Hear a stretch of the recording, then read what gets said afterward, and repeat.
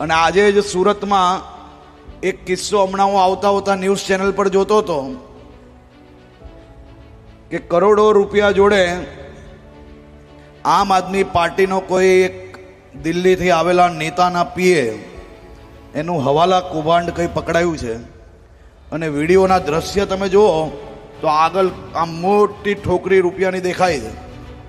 આ રૂપિયા છેલ્લા 1 વર્ષથી દર મહિને અલગ અલગ જિલ્લાઓમાં આજે યુટ્યુબ નામની ચેનલો ચલાવતા લોકોને આપવામાં આવતા હતા. અને ગુજરાતના લોકોને અને ગુજરાતને કઈ રીતે અંદર અંદર ઝઘડા કરાવી શકાય તે પ્રયાસ કરવામાં આ રૂપિયા વપરાતા હતા. આનું આખું ષડયંત્ર આજે ખુલ્લું પડ્યું છે. અને દ્રશ્ય વિડીયો એ જોઈએ એટલે આપણે એમ વિચારતા રહી જઈએ કે આ ઈમાનદારીની વાત કરનાર લોકો આટલા કરોડો રૂપિયા રોકડા કઈ રીતે લઈને બેસે છે.